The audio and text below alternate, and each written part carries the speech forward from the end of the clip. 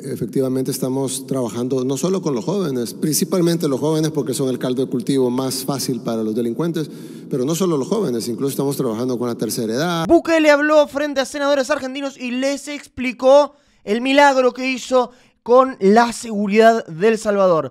Una de las cosas que nos interesaba conocer particularmente en la República Argentina, dado el crecimiento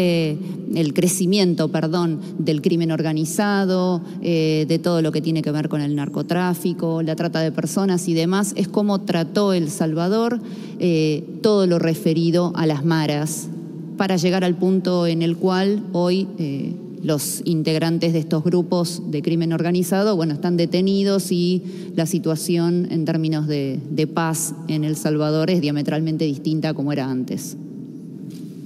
Sí, muchas gracias por recibirnos en el Senado. Estamos felices aquí con todo nuestro equipo y nuestra comitiva por esta recepción. En el tema de la seguridad, creo que, bueno, de todas las cosas que hacemos es la que más se conoce internacionalmente, y creo que es por el cambio diametral, porque pasamos de ser literalmente el país más peligroso de todo el mundo, más peligroso que Irak, más peligroso que Siria, más peligroso que Haití. El Salvador era más peligroso que todos esos países. A veces nosotros vemos en la televisión imágenes de Haití o de Irak y yo no viviría ahí, pero los salvadoreños vivíamos en un país peor que eso, más inseguro que eso. Tal vez teníamos mejor infraestructura o había energía eléctrica, pero más inseguro que eso. La tasa de homicidios en El Salvador era 103 homicidios por cada 100,000 habitantes. Solo para poner un comparativo, la tasa de Haití actualmente es de 50 homicidios por cada 100,000 habitantes. Era el doble de la tasa actual de Haití. Y bueno, vivimos tiempos muy duros. Tanto así que El Salvador tiene 6 millones de habitantes en El Salvador, pero hay 3 millones de salvadoreños fuera de El Salvador. Es decir, 1/3 de nuestra población vive afuera, el equivalente a que 20 millones de argentinos vivieran afuera. Y eso es por un éxodo que derivó de 2 guerras. Una guerra civil que tuvimos en los 80s, que se firmó una supuesta paz en 1992, y esa supuesta paz derivó en la guerra social que terminó hace un poco gracias al trabajo de nuestro gabinete de seguridad, del cual aquí solo tenemos al ministro, no solo, pues tenemos al ministro de seguridad, pero pues falta otras personas que han sido claves para esto, con el ministro de la defensa. Falleció nuestro director de la policía, quien ha sido un elemento importantísimo con la consecución de este gran logro, y otros elementos también, el fiscal, bueno, la asamblea ha sido clave. La asamblea legislativa es el equivalente al Congreso, digamos, ahí es unicameral. Y la verdad es que nosotros hicimos un plan. Desde que llegamos hicimos un plan de 7 fases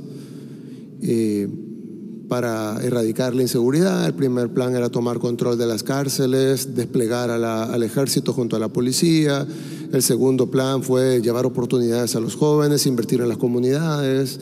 La tercera fase del plan fue equipar con tecnología a las fuerzas de seguridad, darles todo lo necesario para poder luchar contra el crimen. La cuarta fase del plan fue duplicar el ejército para tener suficientes tropas para ir tras los criminales. La quinta parte del plan fue entrar en los territorios. Y bueno, estábamos en esa etapa cuando las pandillas lanzaron una contraofensiva y empezaron a matar casi a cualquiera que tenían a la par. En 3 días nos pusieron 82 homicidios en 3 días. Para una población de El Salvador, solo multiplícalo por 10, serían 820 homicidios en 3 días aquí en Argentina, el equivalente. Y entonces tuvimos que lanzar una total ofensiva contra las pandillas. No estábamos preparados al 100%, porque no habíamos llegado a las 7 fases, pero ya estábamos preparados un 80%. El problema era que el Estado tiene más responsabilidad que los delincuentes. Es Entonces nosotros habíamos identificado, no nuestro gobierno, gobiernos anteriores habían identificado que habían 70,000 pandilleros, más o menos. Y nosotros teníamos entonces 70,000 objetivos, pero ellos no tenían únicamente de objetivos a las fuerzas de seguridad, sino que ellos podían atacar a la abuelita que iba pasando en la calle, al niño, a cualquiera. Incluso ellos podían matar a su abuelita y no iba a salir pandillero asesina a su abuela, sino que iba a salir muere anciana de tercera edad, persona acribillada por pandillero. Nosotros tenemos la obligación de proteger a su abuela también. Entonces nosotros teníamos 70,000 objetivos y ellos tenían 6 millones. Nosotros calculábamos que ellos podían emprender un contraataque, y si cada uno de los 70,000 miembros asesinaba a una persona, eso sería 70,000 homicidios. Algo hubiera sido, si de cada 10 solo uno cumple la orden, eso hubiera sido 7,000 homicidios. Hubiera sido intolerable.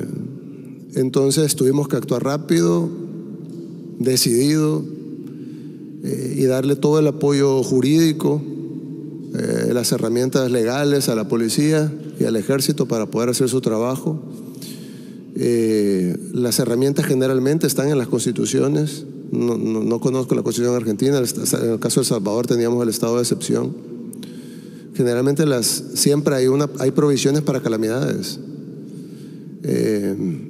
Y pues se logró hacer. Tuvimos el apoyo de las Cortes, tuvimos el apoyo de la Fiscalía, que es un ente independiente del Ejecutivo, tuvimos el apoyo del Congreso, total, tuvimos el apoyo de la gente, tuvimos el apoyo de la policía también, porque se la estaban jugando. No solo ellos en su propia persona, sino que sus familias en las casas, que vivían en lugares controlados por pandilleros. Las pandillas controlaban ¿qué porcentaje del territorio, ministro?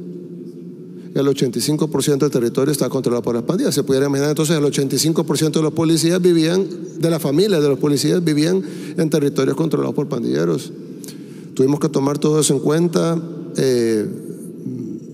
Los detalles serían muy largos, con gusto se los doy, pero se nos iría la tarde. Pero tuvimos que ir contra ellos. Lo que sí es importante, y lo que nosotros, cuando hay países que dicen, bueno, ¿qué podemos hacer nosotros para combatir nuestro fenómeno de delincuencia? Yo sé que el caso de Argentina no es ni por cerca de lo que es El Salvador. De hecho, Argentina es un país bastante seguro comparado con Latinoamérica. En el estándar latinoamericano, Argentina es de los países más seguros. Lo que sucede es que pues todo es relativo, ¿verdad? Entonces pues el crimen tiene ya un par de años de estar subiendo en provincias como el Rosario, por ejemplo. Entonces nosotros entendemos que ustedes tienen un problema que resolver, así no sea ni por cerca el problema que teníamos nosotros. Pero nosotros siempre le decimos a cada país, porque hemos platicado con varios que tienen problemas mucho más graves que el de ustedes, menores que el nuestro, y les decimos siempre, cada país es distinto, tiene distinta legislación, distinta estructura, distinto problema. Nosotros teníamos la bendición, le hablábamos con la presidenta, teníamos la bendición de que muchos de los pandilleros se pusieron aquí Mara Salvatrucha, ¿verdad? Entonces era bien fácil identificarlos, ¿no? Algunos, no a todos, pero un buen porcentaje se ponían la pandilla en la cara, ¿verdad? Y los que no la tenían en la cara la tenían en el pecho. Entonces solo era, levántese la camisa, ¿verdad? Mara Salvatrucha. Entonces tuvimos la ventaja, pero cada país es distinto, cada fenómeno es distinto. Algunos tienen más que ver con el narcotráfico, otros tienen más que ver con fenómenos sociales, otros son una combinación, como el caso de Colombia, etcétera. Pero sí hay algo que nosotros nos dimos cuenta cuando lo hicimos, y luego ahora a posteriori, que es más fácil analizar hacia atrás, que no lo hubiéramos logrado si no hubiéramos tenido a todos los actores del país, a excepción de las pandillas, pues por supuesto, pero a todos los actores del país detrás del plan, hasta los medios de comunicación, que son sumamente hostiles con nosotros. La mayoría, no todos, pero la mayoría, por lo menos las televisoras, eso, se pusieron de nuestro lado, cuando habían sido sumamente hostiles.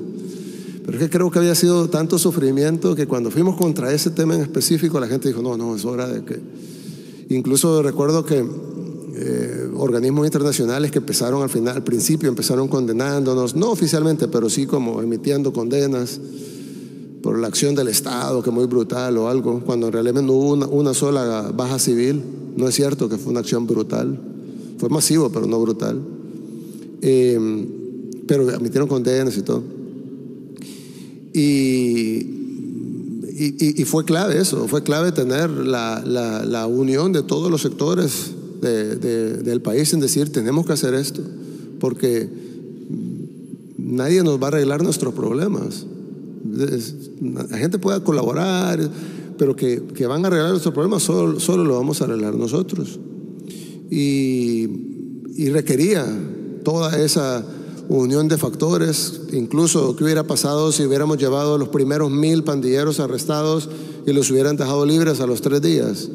Ya la policía dice, yo no voy a arrestar a nadie. Es decir, tener el apoyo completo de la sociedad fue clave para poder solventar el problema. Y ahora, visto hacia atrás, creo que, como le decimos a todos los países, independientemente de las realidades de cada país, que son distintas, y cada plan pues debe ser ad hoc a su realidad, debe de contar con un apoyo consensuado de todos los sectores, porque si no, va a entrar por aquí y va a salir por allá, ¿verdad? Tiene que tener el apoyo hasta de los que manejan las prisiones, porque si no, de ahí mismo van a controlar el crimen. Es decir, tiene que ser una cosa totalmente integral.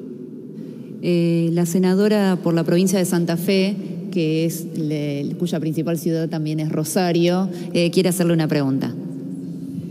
Buenas tardes, presidente. Gracias, presidente. La verdad que, bueno, como bien le decía la presidenta del Senado, Victoria Villarroel, yo soy de la provincia de Santa Fe, ciudad de Rosario, que tenemos un problema muy grave con el narcotráfico. Nosotros llegamos incluso a quintuplicar la tasa de homicidios de la media nacional. Afortunadamente, con el cambio de gobierno a nivel nacional y provincial y el trabajo en conjunto, la situación de los homicidios bajó sustancialmente. Me sentía muy identificada cuando recién usted decía que mataban a gente inocente, iban por la calle y mataban a un inocente para llamar la atención.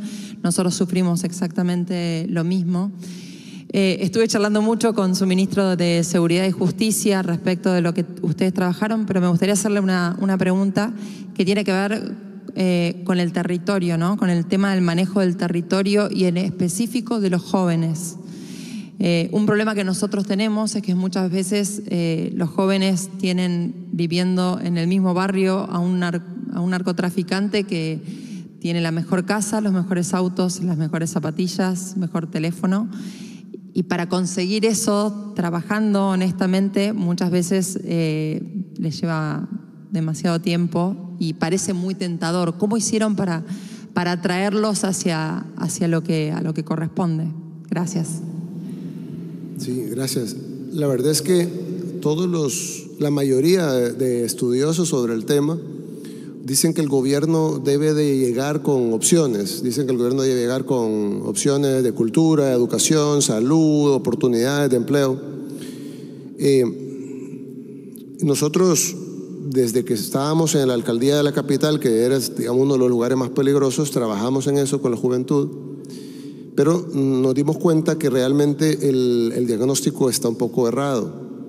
Porque si bien es cierto, y nosotros lo aceptamos, y yo le he dicho esto públicamente, que el problema de El Salvador principalmente devino de las injusticias de la sociedad. Es decir, la mayoría de estos jóvenes se convirtieron en criminales porque la sociedad fue injusta con ellos. Muchos jóvenes no tenían familia, otros fueron reclutados a la fuerza en su momento, otros no tenían algo más que ver en su vida, solo que veían era eso, era el pandillero tiene más dinero, tiene vehículo, tiene, decir todo, ¿no? Dinero, la pasa bien, se viste bien, tiene novias, yo no conozco a nadie, etc. Pero llegaba el gobierno con escasos recursos a hacer un taller de artesanía, y pues sí, llegaban algunos jóvenes, pero o a dar clases de inglés o a hacer algo incluso más cool, de breakdance o algo, y estaba bien, ¿no? No es que eso esté mal, pero el problema es que cuando el gobierno debió haber dado, en todo caso, a la familia, a la sociedad, digamos, no el gobierno, la sociedad, incluyendo el gobierno, debió haberle dado oportunidades en ese entonces, cuando el muchacho tenía 8 años, 6 años y podía cambiar. Pero ya el otro, el que vive enfrente, que tiene la casa grande, con los vehículos y todo, él no va a cambiar. Y no va a cambiar por 2 razones. La primera razón es porque ya él es malévolo, pues ya es una persona mala. Se hizo mala por 200 razones, pero ahora ya es malo. Y la otra razón es porque no hay un incentivo realmente para cambiar. No hay forma que el gobierno le ofrezca algo más que lo que está haciendo con el crimen. ¿Qué le vamos a dar? Un empleo de salario mínimo, o el doble del salario mínimo, o el triple del salario mínimo. Para empezar, el gobierno no es para eso. Y en todo caso que lo hiciéramos, si gana lo que quiere con el crimen. Yo le decía una vez, le decía a una multilateral, ellos me dijeron, textualmente me dijeron, tú sabes que no puedes acabar con el crimen de un solo. Yo le dije, ¿por qué? Y me dijeron, no por la capacidad técnica de acabarlo, sino por el golpe en la economía. Y yo le dije, ¿pero cuál golpe en la economía? Bueno, ¿cuántos pandilleros tienen? Y el 70,000, son 70,000 empleos. Porque esa gente que gana dinero de manera ilícita, está mal, pero luego ese dinero va al hogar y luego el hogar lo gasta de manera lícita. Ese hogar compra pañales para los bebés, comida para los niños, paga alquiler, luz eléctrica, teléfono, cable, internet, ropa, bebida, cerveza, la motocicleta, gasolina, saldo de celular, etcétera. Toda esa economía se va a caer de un solo y no va a haber una economía paralela, legal, que lo reemplace a la misma velocidad. Entonces hay que acabar, me dijo él en ese tiempo, con el crimen poco a poco, para que la economía poco a poco vaya compensando la economía criminal. Ese tipo de teorías que suenan bien para los intelectuales no aplican a la realidad. La realidad es que el crimen es crimen, punto. Y si uno lo permite, siempre van a ganar ellos en la guerra de los incentivos. Porque si viene alguien, un joven, y dice, bueno, yo no tengo muchas oportunidades, voy a vender tomates en el mercado. Vender tomates en el mercado debe ser duro. Para empezar, no es algo divertido, no es algo de lo que me siento orgulloso. Tengo que ir, cargar los tomates en el sol, llevar, venderlos, estar en un lugar tal vez no en las mejores condiciones. Vender los tomates, se me van a arruinar, el producto ni siquiera es mío, tal vez lo tengo en consignación, si me arruinan me los cobran. Al final logro vender y me logro ganar $5. Y luego voy camino a la casa, llega el pandillero y me dice, a ver mis $5. Entonces el incentivo está sobre el joven para ser pandillero y colectar los $5 y no ir a vender tomates para tal vez ganar $5 para dárselos al pandillero. Entonces nunca se va a ganar la guerra de incentivos.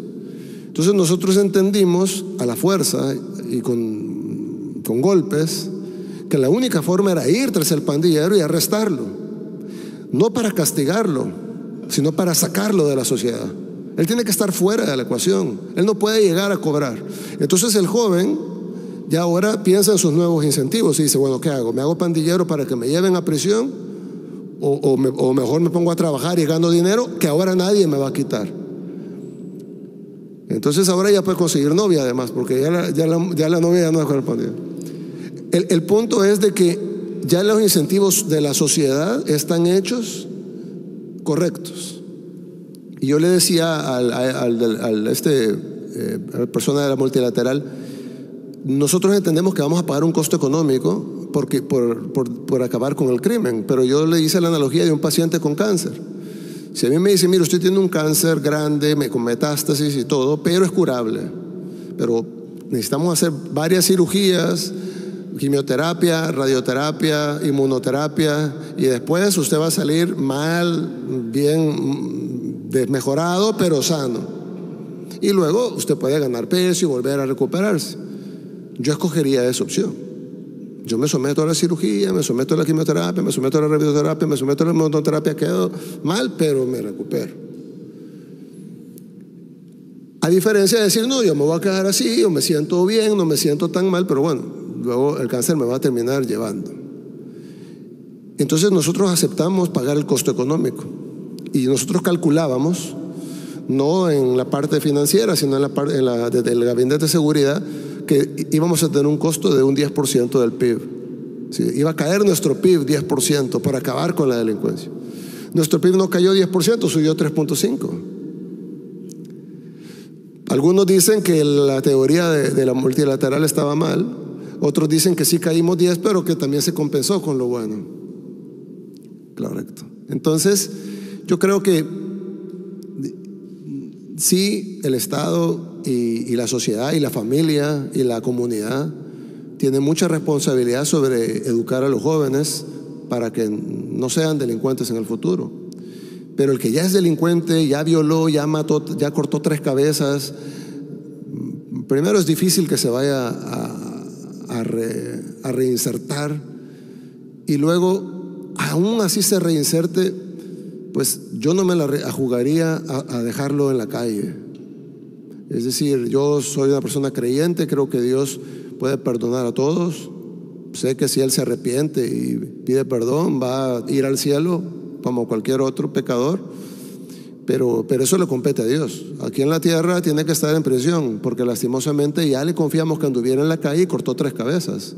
No podemos validar que corte otra cabeza más. Tenemos que dejarlo en prisión, y al final funcionó tanto para sacar a los criminales de prisión como para quitar el incentivo a los jóvenes de decir: yo no quiero hacer eso porque voy a terminar en prisión.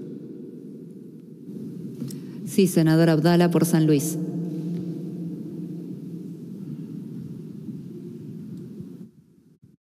Gracias, presidente. Por cierto, me sumo a todos los saludos de bienvenida a nuestra querida Argentina. Y es muy simple conocer, tanto en las pandillas, si los ciudadanos eran de El Salvador o tenían de origen extranjero, ya sean sus jefes o los soldaditos.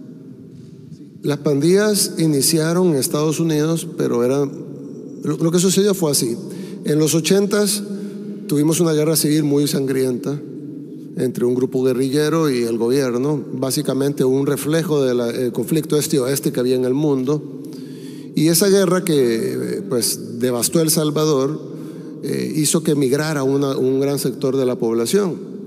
Esa gente emigró, y obviamente la mayoría de inmigrantes van sin nada, y entonces se van a vivir a guetos, una especie de guetos en los Estados Unidos. Ahí en esos guetos, en ese tiempo, dominaban las mafias, las pandillas mexicanas. Ellos dominaban el territorio, y pues las pandillas, los salvadoreños tenían que ir a solicitar a la mafia mexicana si podían también vender droga y pues hacer los mismos negocios, digamos, que hacía la mafia mexicana. Obviamente hubo pleitos naturales que hay entre distintos grupos sociales, y los salvadoreños decidieron formar su propia pandilla. Luego ellos, de formar su propia pandilla, se pelearon entre ellos y se formaron 2 pandillas salvadoreñas, que es la Barrio 18, que es porque ellos controlaban la calle 18, y la Mara Salvatrucha, que en Estados Unidos es conocida como MS-13, porque ellos controlaban la calle 13, ¿verdad? Correcto. Controlaban la calle 13. Entonces, de la 18 para allá vendes tú, y de la 13 para allá vendo yo, y los mexicanos en el otro lado. La pandilla empezó a crecer como una pandilla principalmente de salvadoreños, aunque se unieron de otros países, en Estados Unidos. En El Salvador no teníamos pandilleros, nosotros no sabíamos que era un pandillero. En los 90s el presidente Clinton inició un plan de deportación de delincuentes, los cuales tienen su derecho de deportarlos, por supuesto, de quien quiere tener delincuentes en su país, pero no le avisaron al gobierno salvadoreño: aquí le enviamos estos delincuentes para que ustedes los metan a prisión, sino que solo los subieron en aviones y los mandaron para El Salvador. Entonces en El Salvador empezaron a llegar estos muchachos que, digamos, se vestían digamos, un poco distinto, que se pudiera confundir con un rapero, pues no necesariamente tiene que ser un delincuente, era la moda en los 90s. Entonces pues llegaban a las comunidades con ropa extrovertida, hablando inglés, con zapatos caros, etcétera, y entonces pues los jóvenes los veían como dioses, ¿no? Y entonces se empezaron a formar las pandillas en El Salvador. Cuando en El Salvador se empezó a ver el fenómeno, yo era un niño pues, pero lo recuerdo bien, cuando se empezó a ver el fenómeno de las pandillas, se empezó a ver más como un fenómeno como interesante, como miren, se están formando pandillas como las de Estados Unidos aquí en El Salvador. Tenían pleitos entre ellos, pero no terminaba en gran cosa. Sí, habían algunos asaltos y algo, pero se veía como algo pequeñito, pues como una pandilla juvenil ahí haciendo sus travesuras. En ese momento, justo a la par, será coincidencia o diseño, depende si queremos pensar en conspiración o simplemente las casualidades de la vida, empiezan a promoverse en Latinoamérica las leyes del menor infractor. Coincidentalmente, la mayoría de pandilleros eran menores. Y todos los reclutas, el 100% eran menores. Ellos reclutaban gente de 12 a 18 años. Entonces todos los reclutas eran impunes ante la ley. No se podían arrestar. Y entonces se hizo la ley de menor infractor justo cuando empezaron a crecer las pandillas. En 4 años las pandillas tenían controlado las comunidades populosas de El Salvador y empezaban ya a matar, a cobrar extorsión, a vender drogas, se empezaron a convertir en algo malo. El gobierno, recuerdo bien, ¿cuántos pandilleros habían cuando se lanzó el Plan Mano Dura de Paco Flores? Habían 3.000 pandilleros en El Salvador cuando el gobierno ya lo vio como un problema y el gobierno lanzó un plan que se llama Plan Mano Dura. Era básicamente vamos a ir a golpear a los pandilleros. Eran 3.000. Pues obviamente no funcionó, vino otro gobierno con otros planes que tampoco funcionaron. Ya para el 2011 habían 70.000 pandilleros y controlaban el 85% del territorio, a tal punto que el gobierno, patrocinado, auspiciado por la OEA, por la Organización de Estados Americanos, hicieron una tregua con las pandillas. Se sentaron en una mesa con los líderes pandilleros, en televisión, en vivo, todo esto está con el secretario general de la OEA en ese tiempo, Insulza, y firmaron documentos y les dieron legitimidad. Los pandilleros entregaron armas, eran las más viejas, ¿verdad? Entregaron unas armas y todo, se les dio legitimidad, se les dio beneficios. Se les permitía hacer fiestas en las cárceles, se les llevaba prostitutas, drogas, se les dejaba salir a los líderes de las cárceles y regresar a la cárcel, pero podían salir. Y se hicieron unos acuerdos, se bajaron un poco los homicidios durante el tiempo de la tregua, pero a cambio de que controlaran todo. Empezaron a pedir más extorsión, la gente tenía que empezar a pagar más y las pandillas ahí efectivamente tomaron el control del país. Cuando la tregua termina, porque se volvió insostenible, las pandillas entonces desencadenaron lo que hizo que el país se volviera el país más peligroso del mundo. No lo era todavía, se volvió ahí. Porque las pandillas no aceptaron que se les quitara el poder que se les había dado. Y pues desencadenaron esa guerra que terminó con nuestra contraofensiva hacia ellos. Entonces, para responder en corto, la mayoría son salvadoreños. Hay hondureños, hay guatemaltecos, hay estadounidenses, pero la mayoría son salvadoreños. Son pandillas que nacieron en Estados Unidos. Es una cultura, una subcultura muy común en los Estados Unidos. Ellos lo tienen allá, de puertorriqueños, de venezolanos, tienen el Tren de Aragua, ahí es muy famoso esto. Y aquí en El Salvador, pues, tenemos, nosotros en El Salvador, tenemos mayoritariamente son salvadoreños, sin embargo sus órdenes vienen muchas veces de Estados Unidos. Hay 3 liderazgos: el liderazgo de los Estados Unidos, el liderazgo de la cárcel y el liderazgo de la calle. Entonces la mayoría son salvadoreños, pero es un fenómeno de una subcultura estadounidense que se ha expandido fuertemente en casi todo el mundo. Es decir, lo vemos en Ecuador, tenemos Latin Kings, es decir, es común. Y siempre, casi siempre, siempre, terminan en narcotráfico. Probablemente porque los narcotraficantes los ven como soldados, como son bastantes, tienen estructura, tienen organización, tienen jerarquía, pues vamos a ocuparlos para que distribuyan el producto. Y entonces se vuelven narcotraficantes y terminan controlando. Las pandillas en El Salvador controlaban el 100% del narcomenudeo.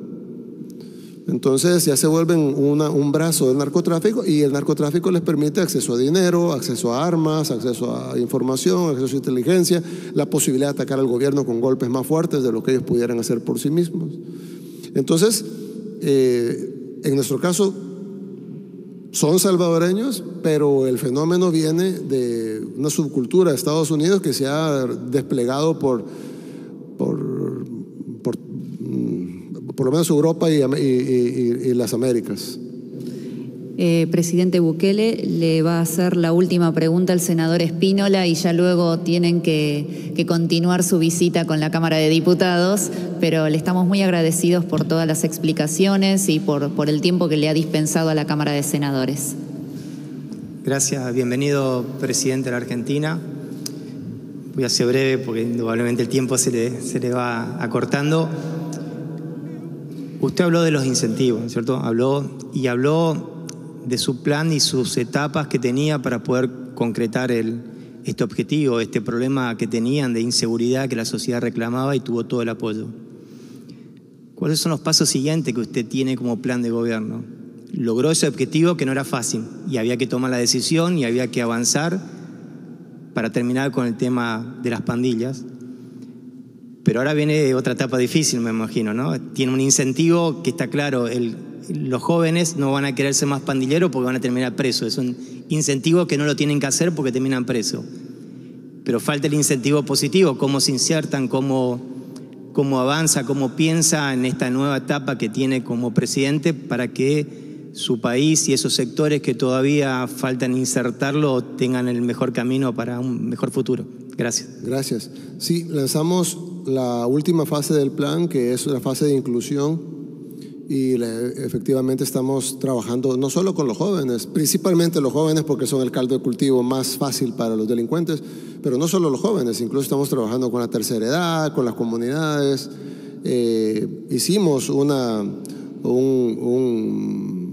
nueva institución de gobierno que vela precisamente por la inclusión de las comunidades más afectadas, otroramente por la delincuencia, para que no vuelva a pasar y que en 20 años no venga otro gobierno y tenga que hacer otra ofensiva contra las nuevas pandillas o como se llamen en ese entonces.